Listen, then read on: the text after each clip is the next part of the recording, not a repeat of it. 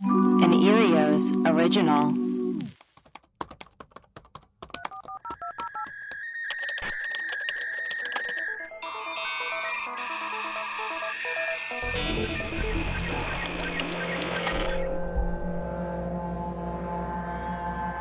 Hello and welcome to Web Crawlers, a podcast where we do a deep dive into some of our favorite mysteries. Each week, we will introduce our topic, lay out our research and findings, reveal some conspiracy theories, and conclude with our own hypothesis. I'm Allie Siegel, and today we have special guest host who has been like immensely patient with me as I rescheduled the first time and then had a crazy morning today. Special guest host, Sally Madden. Hello, Sally. Hi, Allie. Sally, sorry, I just interrupted you again. No, it's okay. It's okay. It's okay. Don't worry. If it makes you feel any better, I had to call somebody who lives in Nottingham, a real place. Oh my God. Over the weekend, and I was off on the time zone change by a full hour. She was really great at though. So don't worry. Everyone's It's funny. Like usually it's me comforting the guest host, but Sally was like, are you okay today? Like, how are you doing? And I'm like, oh no. Sally, tell us a little bit about yourself. I am a waitress by trade. Awesome. And I also host a comics podcast. Oh, cool. With Katie Skelly. I'm sure that some of your true crime fan listeners will know Katie Skelly because she did a terrific graphic novel about the Papan sisters. Oh. But anyway, our show is called Thick Lines, and we only talk about comics that we like. And we don't really talk about a lot of big two comics. So it's not a lot of Marvel and DC. It's like if you like Dan Clowes, you like Julie Doucet, you want to talk about some nasty manga, then that's like a great place to go. Amazing. We had a comic historian on. I know. Yeah. You had Jackie Nodell, I think her name is. Yeah. She is awesome. She's like, romance comics are so incredibly fun. Like, because romance comics are great because you don't have to worry that there's some scholar who's going to tell you like you don't get them. Right. Like we're all here for the same like Cosmo quiz that they are. Yeah, yes. she's wonderful. I should connect you guys in case you ever want to have her on. I love the comic book circle. That's so cool. I was really into X-Men comics, which I know is different than what both of you guys do. But yeah, I need to get back into comic books. I was also really into Archie comics. I had an Archie comics website when I was little. That's so great. Or something. Oh my God. We're big Archie fans. Like all like American Gen X comic creators, you can kind of trace it back to Archie. Like they're all just like copying Archie. Totally. Yeah. If you've are you familiar with the series Love and Rockets?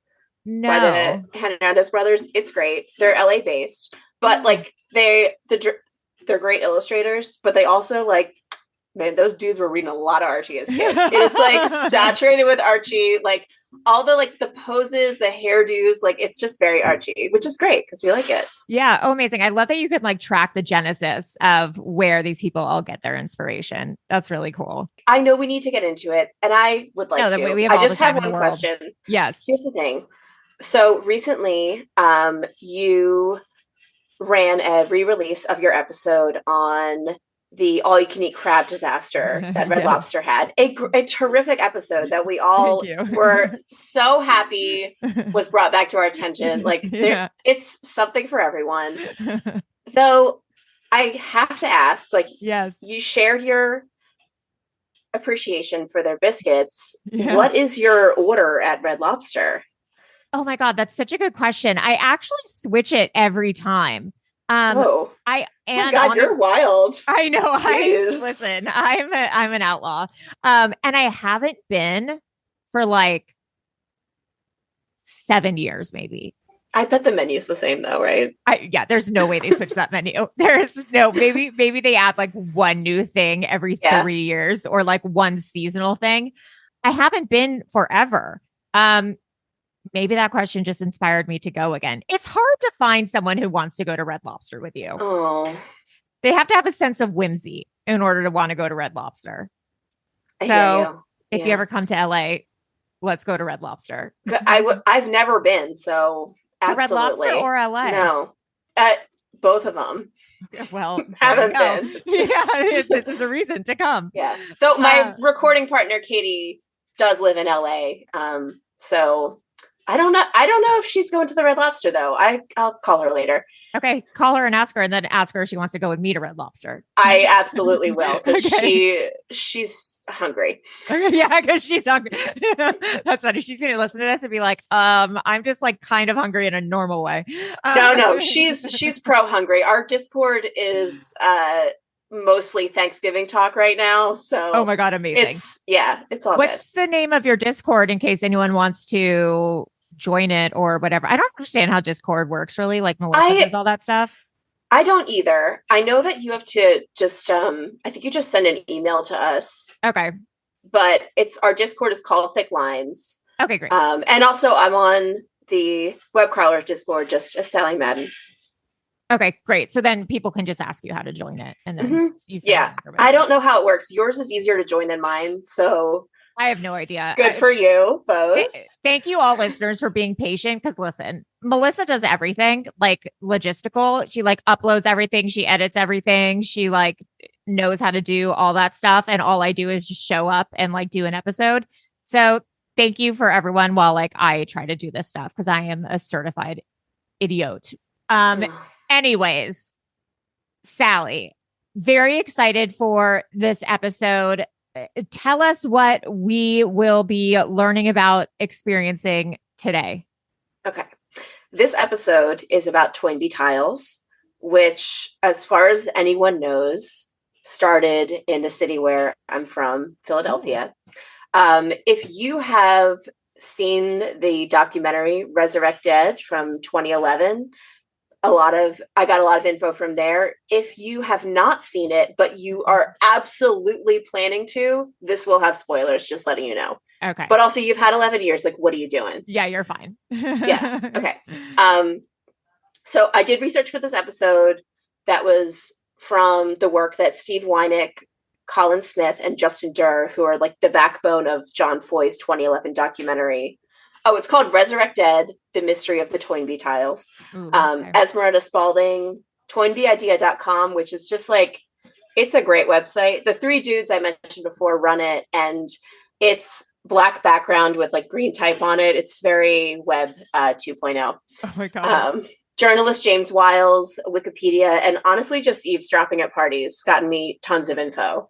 Ooh, I love that.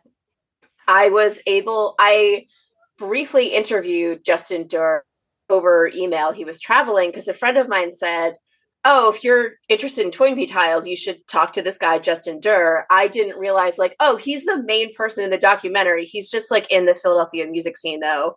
So I talked to him. I had a couple of questions for him we can get to at the end if we're in the mood. We will definitely get into it. And also props for doing an interview.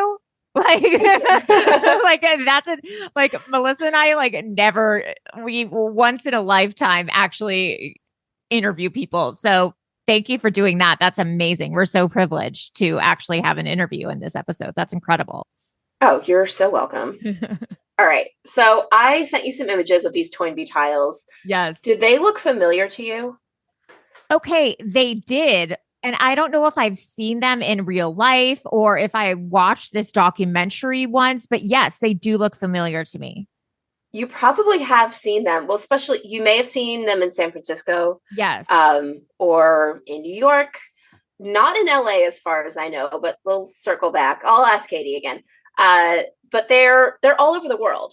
The most are in Philadelphia, but they're all over the US. Almost every major city has them, but they're also in South America. They're sprinkled around. Oh.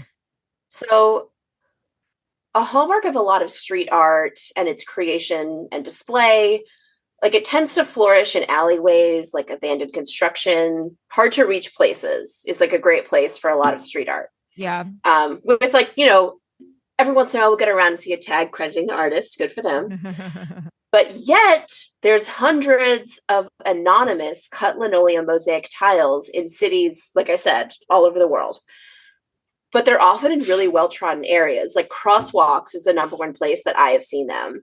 Like there's somewhere where there's like very high traffic and there's no tag, like there's no even nickname for the author. So these tiles started appearing between 1983 and 87 in Philadelphia.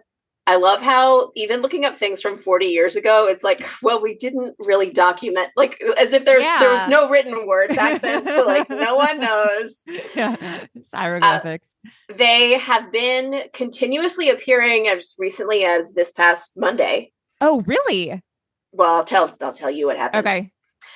So the tiles consist of asphalt filler on the bottom, that household item we all have. And then a linoleum tile, like not like art supply linoleum tile, like grocery store floor, like cut linoleum tile. So really cheap ass stuff. Okay. And then covered with a layer of tar paper, which is just like a black sticky, it looks like asphalt. Yeah.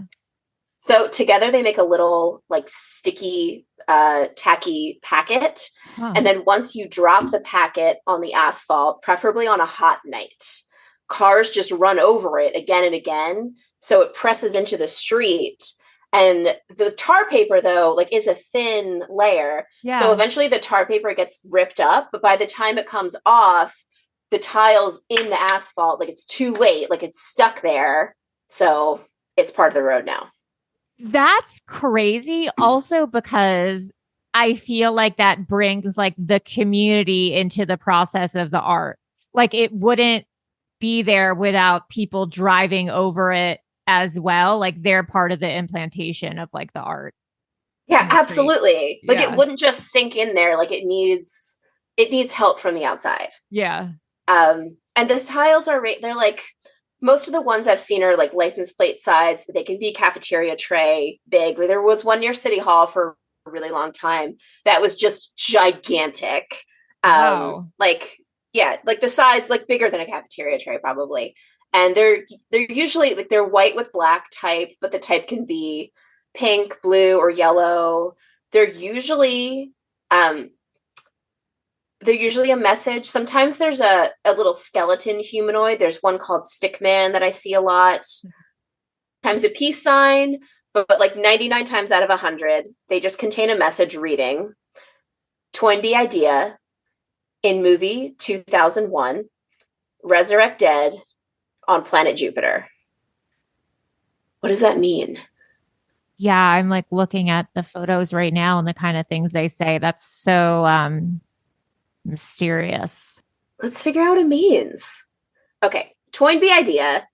This could refer, depending on when the tile starts showing up, this could refer to the 1984 Ray Bradbury short story, The Toynbee Convector.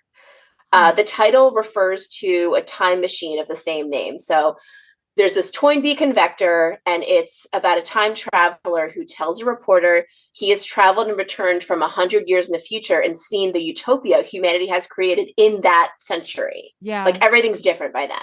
And then when 100 years pass, lifespans are different in the short story than they are as we know them now. So 100 years pass, and a journalist goes to interview the time traveler about it because the utopia like exists now. Like they made the utopia. He said so. And then the traveler reveals to the reporter that the machine he created was a hoax. And he only invented it to encourage people as a goal that they would find achievable, Oh, wow. Right? Good trick. Yeah. Then he gets into another device that he tells the journalist is a real time machine, which of course is a suicide contraption. And then this story was originally published in our favorite journal of science fiction, Playboy magazine. Playboy magazine. I will say though, like, fuck Playboy. Like after that whole documentary on Hugh Hefner came out, but the origins of Playboy magazine, like, actually did have some pretty interesting articles written by like esteemed writers and journalists. And then I think through time it went haywire. Into like a degradation of women magazine. But they did allegedly, I mean, I have never read it. And I don't hang out with people who do, but allegedly it had some You've never been to a sleepover? What? Yeah. Okay, wait, but I will say when Melissa first went to LA, she would go to Playboy Mansion parties, and there's incredible photos of her at Playboy Mansion parties with Corey Feldman and like other people. I have got to know what they're serving at those parties. I'm not talking drugs and alcohol. Like, what are the crudité there? What are the past apps? Red Lobster.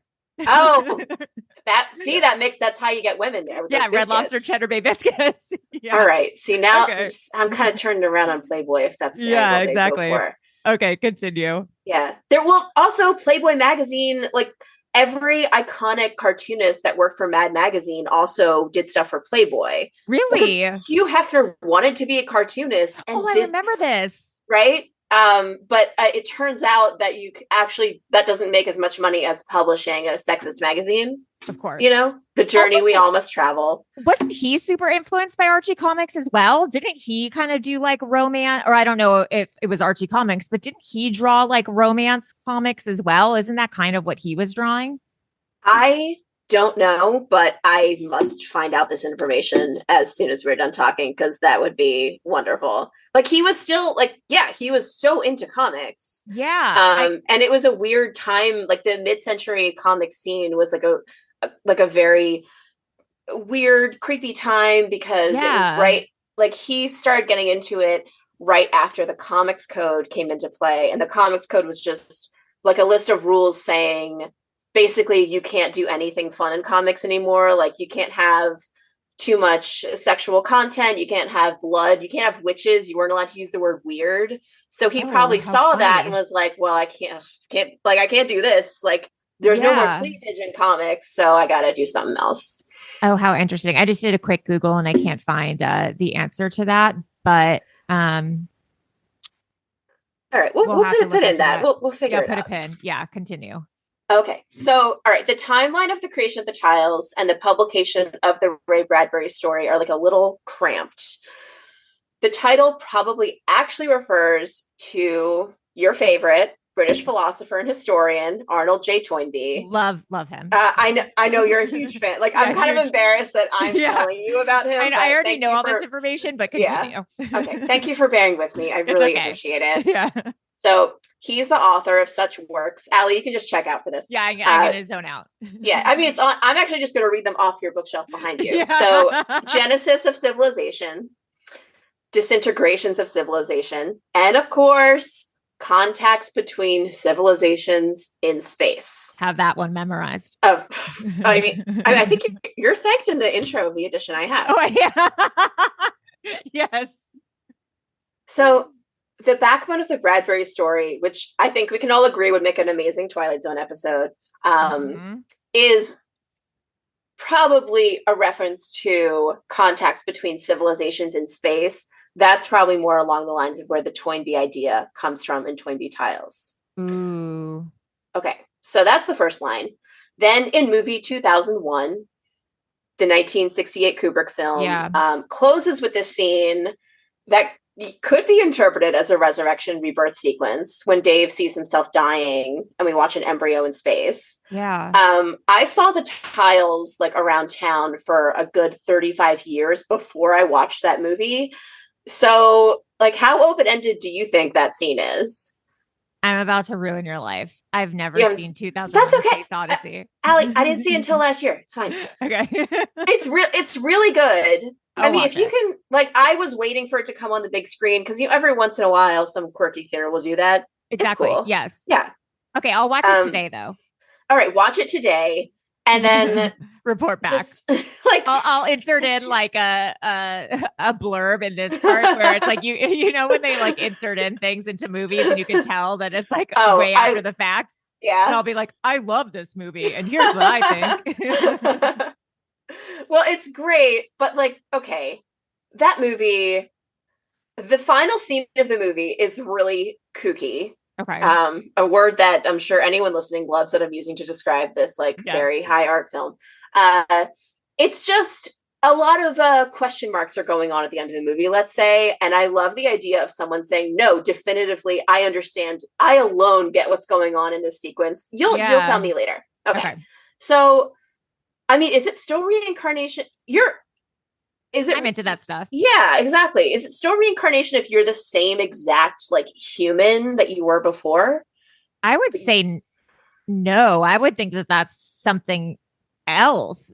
I don't know the answer to that. That's such a good question. I would say, I don't know. I don't know. Okay. That's an interesting question. I mean, just I don't know if anyone does, so it's okay if you don't. Yeah. But yeah, it's you'll just whenever you get the time to see it, you'll just. I don't know if that's what reincarnation is. Resurrection, though, sure. Okay, resurrect dead. So, love makes you crazy. Grief makes you insane. Like, who hasn't had that wish? Like, I get it. Like, we want to bring back our loved ones. 100%. In his writings, Toynbee said, after death, the body dissolves into its physical elements. These elements are themselves not annihilated. They are continuing to exist as parts of the physical universe, though no longer in this form. Believe that. And I feel like that's, when you die, your body doesn't just vaporize into nothingness. Right. So the fact that there are technically parts, then it's like, what can we do with those bones? I feel like it's what he's saying. Yeah. Okay. And then on planet Jupiter, we've heard of it. I'm guessing Jupiter was selected because it has so much room for all of the resurrected dead that might be coming into play. Like it's 11 times wider than Earth. It's huge. Oh, wow. Like think of a basketball versus a gumball is like the size difference. Oh, Jesus. But it doesn't have a ton of mass. Like it's mostly gas.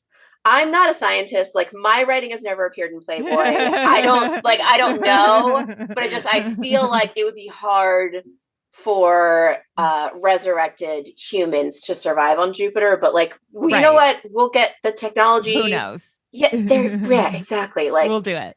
I'll keep an open mind. All right. So the tiles mostly say Toynbee idea in movie 2001, resurrect dead on planet Jupiter. But a lot of them also say make and glue tile. Only by destruction of media can this movement survive. And that'll be like in a small line below the 4 main lines. And then my personal favorite, underneath the main 4 lines, it'll say murder every journalist. I beg you. Period. Oh my gosh. Such restraint. Yeah, seriously. Okay. Also, all right. Obviously, there's some conspiracy theory activity going on here. Yeah. And unfortunately, that often has some anti-Semitism to it, and this is no different. Yeah. Very prevalent for today. So there's a very long tile. I can read it to you if you wish. Yeah, please do. Okay. So the really big tile I mentioned that was near City Hall, it was like it looked like, if you've seen the movie The 10 Commandments, or it looked like any like illustration or representation you've seen of the 10 Commandments, like 2 giant slabs in the sidewalk right outside City Hall. What a fuck you. Love it. Okay.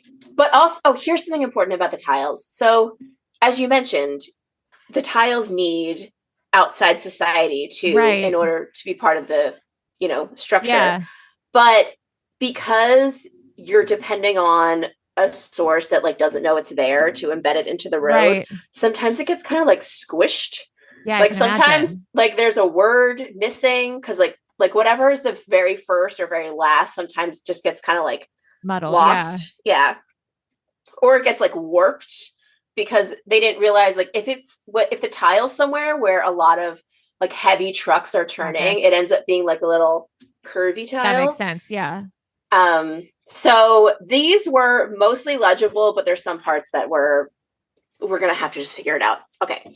So this tile is from the late 80s or early 90s. So it said, and this is all caps, just so for visualization. Yeah. John Knight, owner of the Philadelphia Inquirer, Helion Jew. I've never been called that, but like, I don't know if I would mind, totally, honestly. Like, it's okay. Like, there's worse stuff. I am kind of a Jewish woman from hell. Yeah, sure. Who hated this movement's guts for years, takes money from the mafia to make the mafia look good in his newspapers. So he has the mafia in his back pocket. All good info. John Knight sent the mafia to murder me in May 1991. Oh, okay. This isn't from the late 80s. Yeah. There's an unreadable section. Journalists, all of them, gloated to my face about my death and Knight Ritter's great power to destroy. In fact, John Knight went into Hellion binge of joy, sounds fun, over Knight Ritter's great power to destroy. I secured house with blast doors and fled the country in June 1991. NBC attorneys, journalists, and security officials at Rockefeller Center fraudulently, unfortunately, an unlegible section. Okay. What did they do? We'll never know. Under the Freedom of Information Act. Oh, God. All orders of NBC executives got the U.S. Federal District Attorney's Office and got the FBI to get Interpol to establish task force that located me in Dover, England. When back home, Inquirer got union goons from their own employees' union to send down a sports journalist who, with baseball bat, bashed in the lights and windows of my neighborhood cars, as well as men outside my house. They are stationed there still, waiting for me. NBC, CBS, Group W Westinghouse, Time Warner, who isn't one part of this, Fox, Universal, all of the cult of the Hellion, each were much worse than Knight Ritter ever was, in parentheses, mostly Hellion Jews. Oh, Jesus. When KYW and NBC executives told John Knight, the whole coven gloated on how their Soviet pals had found a way to turn it into a tile ends. Sorry. Okay, first of all, that's got to be a super. I mean, that's a lot of words. Yeah, it's huge. And is this on the sidewalk or is it on the street? It's in it was in a crosswalk. Okay. That's the problem with these tiles is, well, okay, there's some problems with the tiles. One of the problems with the tiles, because they're in the asphalt, and I didn't think of this until a couple of weeks ago, honestly, they are getting repaved. Oh, yeah. So this isn't there anymore. Well, that's not necessarily a bad thing. Yeah, this tile, that's okay. Jew one can be covered up. This is the only anti-Semitic one I found, but I am very confident that they were made by the same person who's like making the rest of them. Yeah. But so what they're saying, this person was threatened at some point. Okay. And so they fled the country. And they mention how someone with a baseball bat smashed in the lights and windows of the cars in their neighborhood. And I feel like, yes, I see if you're a conspiracy theorist, how that is so juicy for you. But at the same time, like, that absolutely could have happened. Like, right. For sure. Yeah. Like where you live in, like someone's, it just happens sometimes. Totally, 100%. So you get the general vibe of this. Yes. Tyler. So who is making these tiles? Ooh. Let's find out. All right. So Steve Wynick, Colin Smith, and Justin Durr did a ton of detective work trying to figure this out in the aughts. And that's like the heart and endocrine system of the documentary. Ooh, good. Justin Durr came across an article from March 13th, 1983, from the Philadelphia Inquirer. I should have mentioned, the Inquirer is just a local newspaper. I love the idea of them having so much money, like just a local, like I don't know, probably sixth largest city in America having this much power, but dare to dream, Tyler. So funny. Yeah. So this 1983 article from the Philadelphia Inquirer, a piece by Clark DeLeon, a journalist who still walks among us. Oh. The section was called "The Scene in Philadelphia and its Suburbs." Like a lot of papers have a scene like that, a section. Yeah. This one, though, has one of my favorite titles ever. The title of this article was "Theories, want to run that one by me again?" Like, I would immediately subscribe to that podcast. 100%. That's so funny. So in "Theories, want to run that one by me again," Clark DeLeon details his skepticism over a theory from... Oh, you know what? I'm going to get a visual aid for you here. So our suspected tile is number 1. Okay. Local social worker, James Marasco.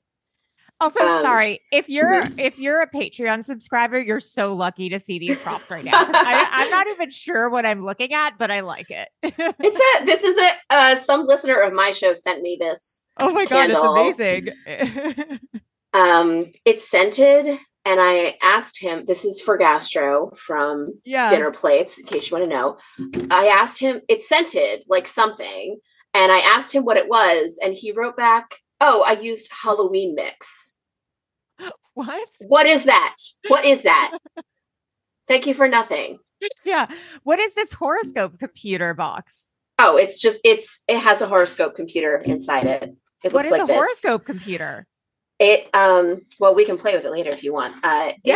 You just enter in, there's a switch on the side so you can set it for yourself or your partner. Yeah. And then you just enter in the date you want to know about and then tell it what sign you are. And then it tells you, like, if you're like wondering, tomorrow, for example, how are things going to work out for Allie? Yeah. I don't know. We can just find out. Though you ask about specific things, like not your day in general, but if you want to know about love, money, right, spirit, whatever that might mean, like you have a selection. So it's very specific. Oh my God. Is it from the 80s or is it like recent? It's from 1978. Incredible. Yeah. So incredible. Okay. It still works just as well as it did when it was new. Just like it was yesterday. Webcrawlers has a Patreon. To get access to bonus episodes, shout outs, merchandise discounts, and more, please go to patreon.com/webcrawlers. You can donate as little as $2 a month to become one of our bimbo patrons. Also, if you are a patron, you have the chance to host or guest host your own episode. Also, please rate and review us on Apple Podcasts. If you give us a 5-star review, we will shout you out on the podcast. Also, Erios has a hotline, 626-604-6262. Yeah. Thank you. It's really been popping off, and we've been getting tons of messages so far, and please keep them coming. We will play them at our eventual mailbag episodes. So this is James Marasco. This is our suspected tilist number 1. He's a local social worker. The following is from the De Leon article. So Marasco said that the planet Jupiter would be colonized by bringing all of the people on Earth who had ever died back to life and then changing Jupiter's atmosphere to allow them to live. There are no scientific principles I've found that can make this possible, Marasco said, especially colonizing the planet Jupiter, which has a very poisonous atmosphere. Okay, see, all minuses for Jupiter, sorry. Size, great. Everything else, no. The possibility of giving that planet an oxygen atmosphere is beyond even science fiction writers' imaginations. Now, that quote may sound as if Marasco doesn't believe it can be done, but that's not true. He thinks that between Toynbee and Stanley Kubrick, there is a way to pull it off. That's why he's contacting talk shows and newspapers to spread the message. He's even founded a Jupiter colonization organization called the Minority Association. What? That's kind of a letdown, I think. Yeah. Like, I'm in favor of naming organizations that reflect their purpose. Like the Minority Association, like even if you were like, God, I really wish I had some colleagues that I could talk to about repopulating Jupiter with our dead, you wouldn't think the Minority Association is where you would go. Bad name. Yeah, no, that's not a good name. Not helping themselves. Yeah. So De Leon said he spoke with Marasco, who was from a working class background near the Fishtown neighborhood in Philadelphia, educated with a soft voice. The Minority Association could be heard for a time over Philadelphia area shortwave radio. Their broadcasts included a P.O. box where you could send away for Minority Association documents, like detailing the organization's mission. That's fun. Yeah. This reminds me a little bit of like the Jejune Institute. Was that it from San Francisco? This, like, weird. Do you know what I'm talking about? That weird, like, I don't even know. It was like a scavenger hunt through the city, and people didn't know if it was like a real thing or a fake thing. Like it seems similar. Well, I feel like it gets like I'm so glad you brought that up, because I mean, for some people, it was really real. And for some people, it was just fun. Right. And I think Toynbee Tiles are a lot like that, because whoever's making them is obviously very serious about it. Yeah. But they also are just like cool to see. Like it was always nice to see a little A little Toynbee tile. Yeah. All right. So, okay, let's do suspected tile is number 2. A tile was spotted in Santiago, Chile. So the tile is traveling. Wow. That contained a specific South 9th Street, Philadelphia address. Like everything was in there. So that address belonged to Railroad Joe, Julius Paroli, who was a resident in the 1970s and 80s of this exact address. Paroli was a railroad foreman and came from something I had never considered existing, a family of tombstone carvers. Yeah. Of course, that's a job. I never even thought of that either. It's a family biz. I mean, now do just like machines do that? Like, do they just put the tombstone in like I don't even know. Like, does like a laser printer make tombstones now? But that's crazy. There's got to be like a high end, low end of tombstones by now. Yes. You know, that's so interesting. I never even thought of that. Is the low end having the laser cut and the high end having like a Railroad Joe's family do it for you? Or is it reversed? Probably, yeah. I think having a person do it would be the high end, maybe. Yeah. That would be good to know. Cause like tombstone culture always changing. Yeah. What are the trends? Like, right? God. I need to get up with it. Yeah, I'm sure that there's a shortwave radio show all about this that we just need to get on top of. Yeah. Maybe there's a Playboy article about it. I'm sure there is. Okay. Then let's go suspected tile is number 3. This is just the crap I have on my desk, by the way. These are whatever you want them to be. Okay. I'll interject real quick. And this is that we won't talk about it, but like there's a San Francisco Gate article, Dying Craft, the art of handstone carving tombstones. Ooh. So it's a dying art. Yeah. And also it sounds like you're right. And that's the high end. Like, yeah, I think so. Okay. All right. Also, I mean, of course it's dying arts, tombstones. What the hell? Yeah. Oh, boom. Yeah. There's no way that they would have allowed them to title anything else. Like, I hope the articles about how the business is like booming. Yeah. Like they cannot, people are dying too quickly. We cannot deal with this, but it is the dying art. That's so funny. Okay, continue. Okay. So tile is number 3. So the aforementioned South Philly 9th Street address is the current home of Severino Verna, who is a quiet, longtime resident. Like, it sounds like he's pretty unassuming. He plays the piano and the accordion. Ooh. And he keeps to himself. But that address is pretty damning. Like, that's pretty much what we're going on here. So James Marasco, who has been contacting talk shows and journalists about the Minority Association. Then we have Railroad Joe, who can easily travel, fairly undetected. Right. And has carving capability. And then someone who plays the accordion, but like, the same address. So we'll keep them all in the mix. Yeah. Okay. Do you have at first glance, do you have a feeling? Who do you think it is? I think maybe it's one of them. Railroad Joe, maybe with like the carving capabilities and things like that. Yeah. I like Railroad Joe for this too. Yeah. Especially the traveling out, like, because they would show up in random places. Yeah. Yeah. All right. So let's take a look at the suspects. So attempts to contact Severino Verna have been pretty unsuccessful. But his mother, Esther, told Justin Durr in the documentary that Verna has a lung condition and that prevents him from traveling. So okay. He's out. Not great. Okay. Railroad Joe is a candidate. I like too. Since he can just ride the rails, the tiles are like, forged with some kind of knowledge of carving. He died in 1987. So without a working Toynbee converter, like without a time machine, not the suicide one, it'd be hard to explain the last 3 decades of tiles. Fuck. So then we've got James Marasco. So before we talk about James Marasco more, which we're going to do, we have to take a little break to talk about David Mamet, the playwright. In 1983, Mamet wrote a play called 4 a.m. about people calling in to late night talk radio shows. Somehow this play was not on my radar. I don't know. Yeah. Mamet later mentioned being part of the listenership of Larry King's talk radio show before he wrote the play.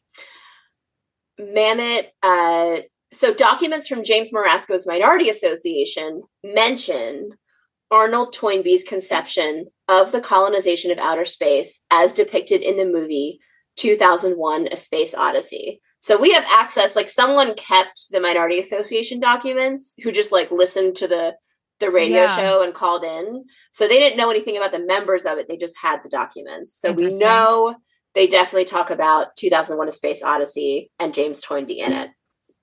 I have an excerpt from the play. Would you like to?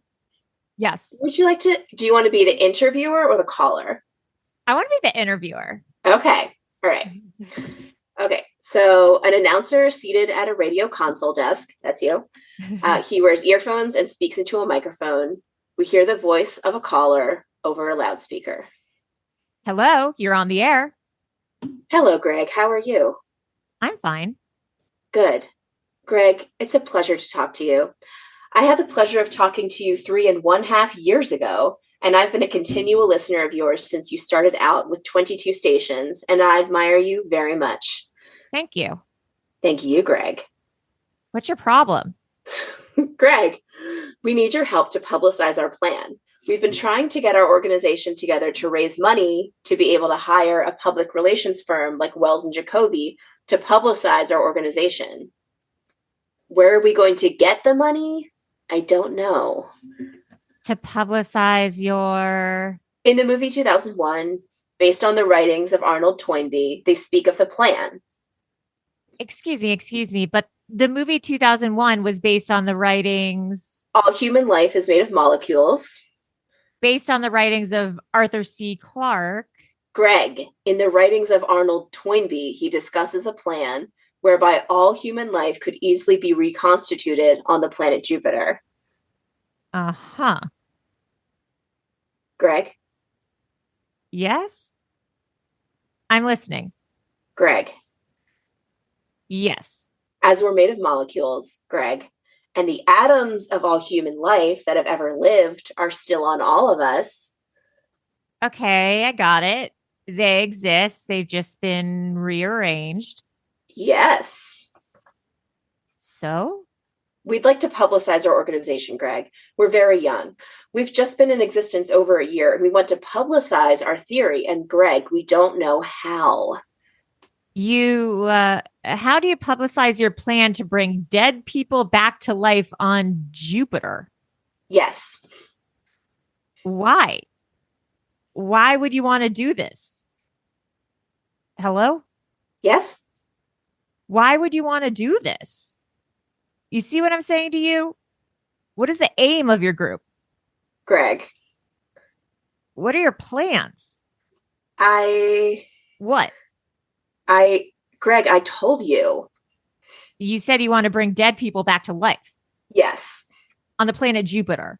Just as they showed us in the movie. Well, I'm not sure that's what the movie was about, but be that as it may, why would you want to do that? Oh, Greg, you can't mean it. Well, yes, I mean it. Why would you? What's the idea? You're walking down the street. There's Abraham Lincoln. Is that the idea? Yes. So anybody that you want to talk to, so forth, there they are. Is that the idea? Yes. Who do you pick? Who picks them? You, your organization, or do you just bring them all back? What is your, do you have a program for this, or what are your goals? To bring... It's too broad. It's too broad. Don't you see what I'm talking about? You can't bring them all back. Can you? I don't know. That's enough. You get the idea, right? That's amazing. It's amazing that someone thought it would be a good idea to write a play that's somebody who's just sitting in a control room. I'm not saying it's bad, but like, you have to prove it to me that it's good. Yeah, exactly. I think it's probably not good. Okay. So in an NPR interview, Mamet told Joel Rose that there was no call on the radio. People used to ask me where I get my ideas, and I say, I think of them. Okay, the guys behind ToynbeeIdea.com, Wynick, Smith, and Durr, are extremely generous and non-libelous about this issue. I want to say, whether Mamet thinks that he just like came up with this idea, the explanation of where he gets his ideas just stinks. Like, it's asking too much of creators to demand they speak like eloquently about their work. Like, yes, I don't expect visual artists to always be able to be terrific at explaining their stuff, because like they would have maybe just like written an essay instead of, exactly. Yes, totally. It's so lame. I just think of them like, that sucks. That needs workshopping. All right. So as for the incredible coincidence of, yes, he used to listen to the Larry King Show, who definitely had a James Marasco from the Minorities Association calling in, and the amazing work you and I just did doing that dramatic recreation. Yes. Yeah. I really believed that I was talking to somebody over the phone. I did too. I honestly think that like we have a career here with like voiceovers or something, acting. Yeah. I mean, the play can only get more exciting from there, because it has to. But yeah, saying that it's just a coincidence for those two, like, wow, I don't believe it. No. Not at all. Sorry. I know that David Mamet's one of your listeners. Just, you know what? He can, Jesus, like, come on, man. Like, you didn't make that up. No. All right. So James Marasco is a good candidate for the Toynbee Tiler, right? Yes. So when he was tracked down, it turns out that he is not from Fishtown. He is from the highfalutin neighborhood of Chestnut Hill. Especially like right now, Fishtown is like hopping and bopping. They, any restaurant you go to there will have seitan wings. That's how you know it's been gentrified. Yes. So, but at the time, 30 years ago, Fishtown party was like, you better bring beer and a flashlight. Chestnut Hill party is like, you're not even on the guest list. Like, you need to get into you're part of the catering staff. Like, you're not invited. So funny. Okay. So the thing is though, so James Marasco, definitely not a working class background. Also, he had his voice box removed years and years ago, which does make it hard to call into radio shows. So like, it's not great. Yeah. Oh, I'm not gonna let him go anywhere. It's just like, yeah. It turns out that call-in shows and tiles were not the Toynbee Tilers' only methods of communication. There's been some mention of wheat paste posters with similar messages from the early 80s, but like none of them has survived, and people didn't just walk around with cameras on them all the time. So like there's no photos that I've found, at least, of these wheat paste flyers. Though also there's a report, and again, this is like, so it's like hearsay about the wheat paste flyers, just like a television message from 1985. So during the 11 p.m. news, someone jammed a signal so viewers could see the broadcaster, but they were hearing different audio.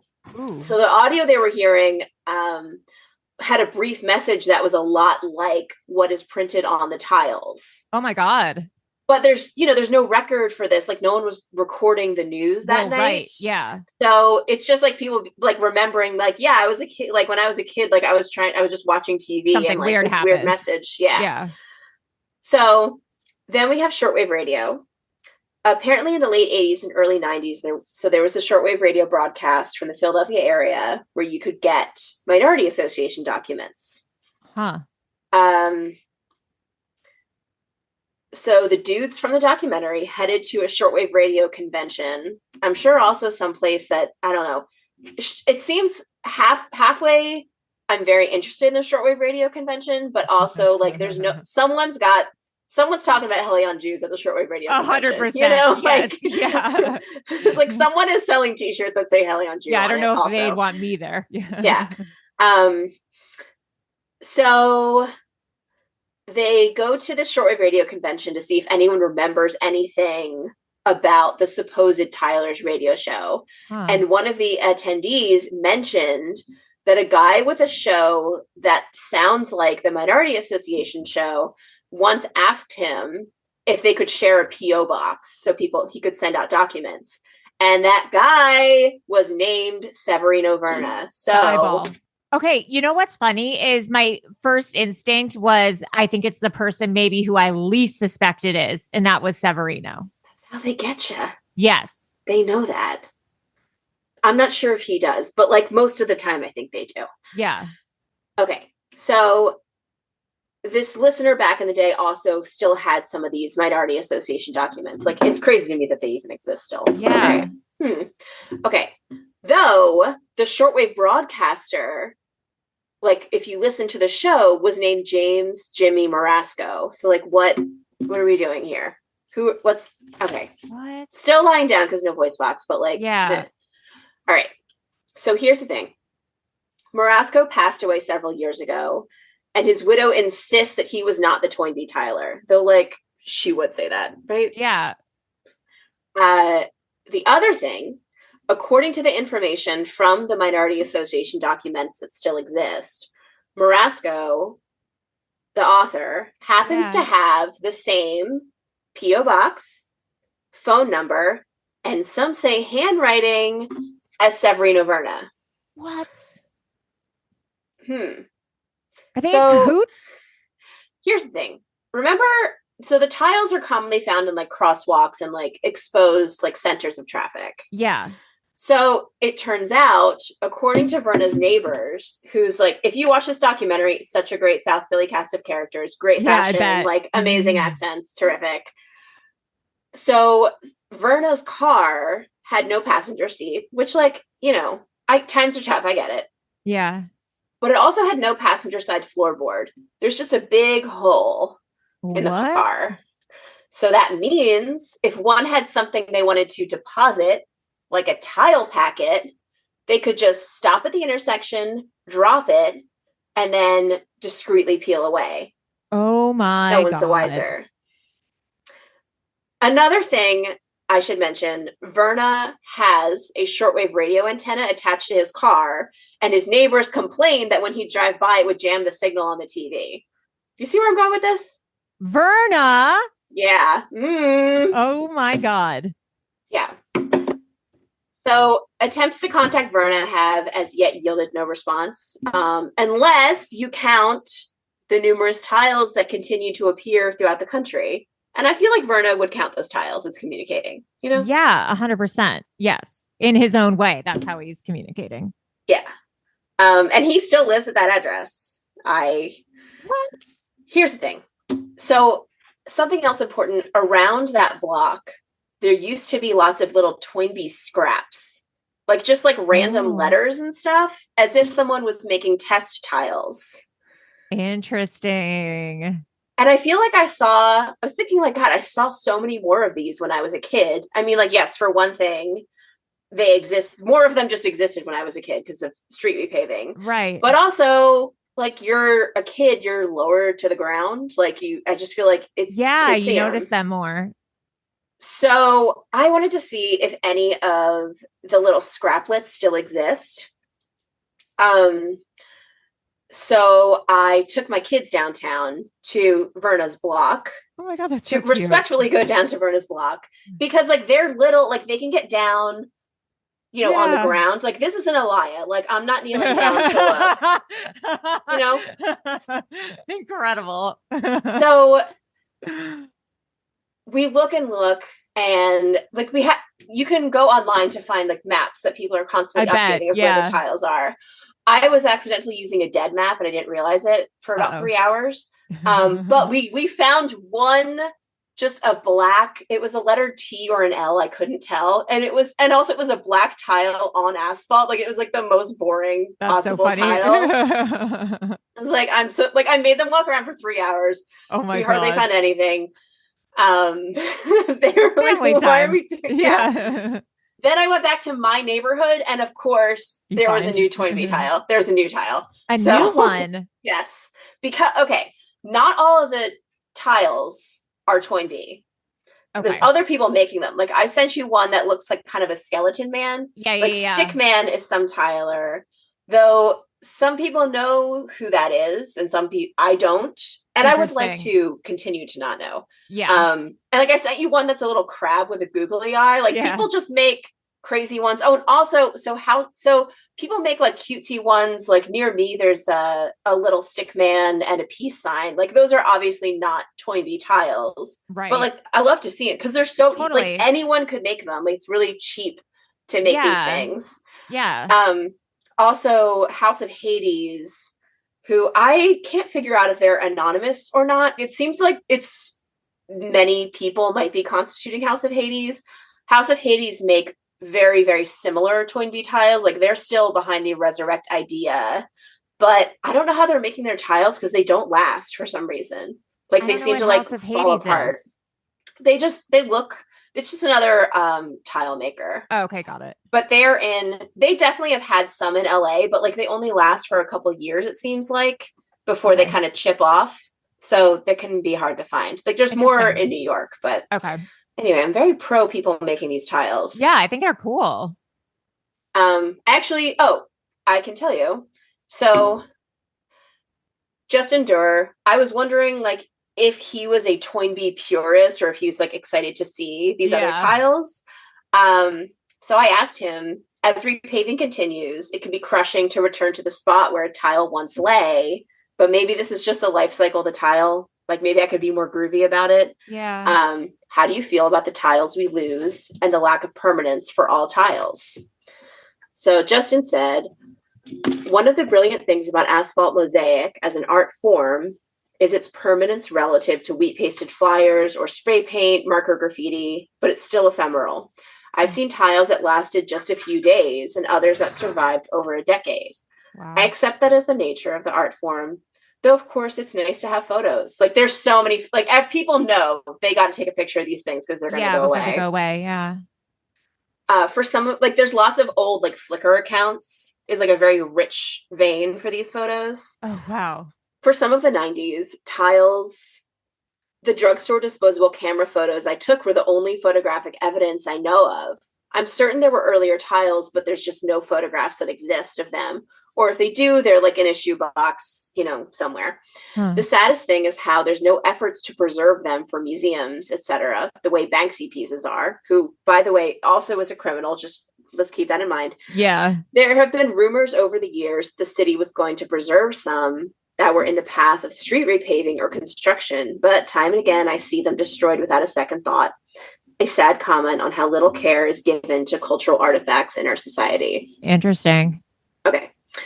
And I asked, what do you make of the copycat tiles from House of Hades or the little skeletons, stickman popping up now and then? Are they of no consequence or do they still have some allure for you as a tile enthusiast? Justin said, I love all of those. I love Stickman and House of Hades. I especially love the House of Hades tiles that aren't all copycats, but just completely abstract or very intricate mosaics. Like some of the House of Hades tiles just say the original Toynbee message, but some of them are like, shaking it up a little bit. Oh, that's great. There's one House of Hades tile that it looks like part of the tile is a mosaic of like just looking at like a naked woman with her legs spread, but from underneath. Like it's not even as like erotic as what I just said. Like it's just like legs. Oh, that's so but cool. Every once in a while you'll see someone put it online, but like blurt it out. It's so not graphic though. I'm looking at them right now. There's some really cool like original ones. Okay, I once met a House of Hades tiler at a music show I played in Buffalo. All I can say is their dedication is intense and their artistry and craftsmanship is awe-inspiring. I actually feel like they've taken Toynbee tile art form and elevated it, or at least shown new possibilities as to what is possible with asphalt tile mosaic art. I'd love to see more people experiment with the art form. I especially love the non-text stuff. I wish the streets were just filled with mosaic tile work. Stickman is a little different because the tiles, I think, are not mosaics. Oh, this is news to me. But reflecting tape that comes in rolls cut into the Stickman shape, which is weird. Like, they last for a long time, though. Yeah. Stickman started out doing inventive street art, such as popsicle stick sculptures glued to newspaper boxes, and just branched out into tiles as an extension of that. I have a friend who knows Stickman, though I have never met them. Mysterious. Yeah. Okay. Justin, you've worked on bringing other hidden or forgotten artists into the spotlight. Like what he does seems like what he does now is he will find like a illustrator that's like been lost to time and do a ton of research on them, like to make the first ever like book about this person. Like it seems like he just like moves from like hidden art to hidden art. Because you know what I was about to say, Mhm. have you ever seen the documentary Searching for Sugarman? It was about this musician who was like lost to time. And I feel like he's doing the same thing with artists. Yeah, it's great. Like it's so like now, even if someone hasn't done a ton of research about like a specific artist, a lot of people have done a little bit. So it's easier to find and kind of like group everything together. That's cool. That's really cool. The common ethos for many of these people trying to hide their precious like cultural excavations like is kind of something I've seen a lot in like punk culture personally. Yeah. Like, oh, I know about this really cool thing. Like, I need to like keep it away from you. Mm-hmm. What about these shadowed works? If only there was a word for that. I don't know. Something gay related. Who can say? What about these shadowed works makes you want to focus your energy on promoting them? And what would your ideal outcome be for the relationship the general public has with Herbert Crowley's work, who is this lost illustrator, or the Toynbee Tiles? Justin said, yes, that is sort of a born of a sense of wanting to bring a kind of justice to the world, or a desire to show that there is so much deserving and incredible work that is just lost or ignored. There's an overall message to it all. It's me trying to say, open your eyes, look around, and wonder. There's incredible stuff everywhere. There's stuff as important as anything they tell you. Love that he said that. Is important right in your neighborhood, right under your nose. You just have to see it. Any privilege I have to be able to highlight work I love, I will take. There's no end to it. I love learning history firsthand by going through archives, reading the primary source documents, as they call them. I love finding all those obscure histories and bringing them to light. It's almost an addiction for me. It definitely gives me an endorphin rush. I hate fake history and made up nonsense. Well, takes all kinds. The truth is always more interesting and more challenging and nuanced if you're open to being taught by it and being humble instead of going into it wanting to impose a preset narrative. And he let me know what he's working on right now. Yeah, I'd love to know. At this moment, I have a crowdfunding campaign going for an art book and biography of one of my favorite artists, Renee Leshner. Renee was an artist a member of a Philly-based nonprofit that showcased the work of self-taught or outsider artists. I was also a member, and that's how I came to know her work. We exhibited together from 2008 to 2012. I think she passed away in 2012. Renee was a mediumistic artist who used her work to conduct... as a conduit to communicate with the spirit realm. Yes. And she developed an instantly recognizable, bold style. I also have an article about Gladys and Dorothea Cromwell, twins who were poets and authors who volunteered as Red Cross nurses in Europe during World War I. They completed double homicide by leaping from the ship that was carrying them home to New York in 1919. Oh my God. What a big swing. Yeah. Jesus. So that will be published by JSTOR in November and will include lots of never seen materials. In case you don't know, JSTOR is like a giant online library for publishing. It gives me like college PTSD. As soon as you said that, I was like, no. I did not like it. Oh my God. First of all, incredible that you got an interview. I'm curious, how did you reach him? You know what? I've lived in Philadelphia a really long time. And I think I just got lucky. Like, he's a nice person who's also from Philadelphia. Yeah. It turns out I have friends who play in bands with him and his wife. Oh my God. I've never met him, but I was at a party and I mentioned Toynbee Tiles. And I thought everyone who lives in Philly like knows what these are because they're just everywhere. Right. But it turns out if you moved here when you were like 30, there's a good reason why you might not know what they are. And someone's like, oh God, you sound like Justin. He's always going on about them. Like, he's so into those tiles. The person who told me didn't know about this documentary or anything like it. They were just like, oh, you want to talk someone's ear about these tiles? Talk to this guy. Oh yeah. Like, I'm tired of listening to you, Sally. Please talk to somebody else. Oh my God. And then you're like, wait, he's the guy. Yeah. Sally, this was like the coolest episode ever. And also, like, it included so much like dramatic readings, an interview, clueless references. I love it. Will you tell everyone, because I'm sure they'll want to listen, about your podcast again and where they can find it and what it's called and all that? Yes, absolutely. You can listen to Thick Lines easily on Spotify or Apple Podcasts or SoundCloud. Did you know people use that to listen to things? No idea, but that's amazing. incredible. Yeah, It really is. Yeah. Yeah, like, way to go. Every once in a while, I get an email that someone has shared my episode on SoundCloud. I'm like, you go, girl. That's so funny. Yeah. And you can also listen to all my rap singles on SoundCloud as well. Perfect. You know what? I think the same person is sharing this. Yeah, seriously. Sally, thank you so much. This was so amazing. You'll have to come back again because I'm sure you are a wealth of interesting information. I can just like tell that about you. But you're like cool. You're cool, aren't you? Like you're yes. That's why I have all these toys on my desk, of course. Yeah, I just feel like you're one of those people, like if you were invited to a party, you'd have like interesting things to talk about. Well, apparently not Toynbee Tiles though. So amazing. Well, and also can people do you have like what's your name on the Discord? Is there anywhere people can follow you on social media or anything like that? Yeah, I'm Sally Madden almost everywhere, except that is actually a really common pen name and I should not have chosen it. So every once in a while it has to be Dear Sally Madden. But like on Instagram, it's just Sally_Madden. On the Discord, it's just Sally Madden.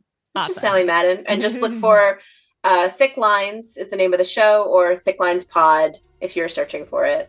Perfect. Awesome. Well, Sally, thank you so much. This has been Sally and Allie's Web Crawlers. And thank you so much for listening.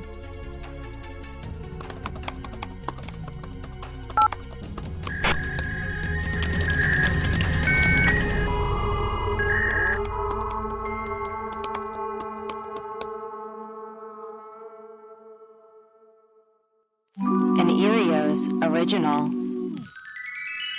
Powered by Acast.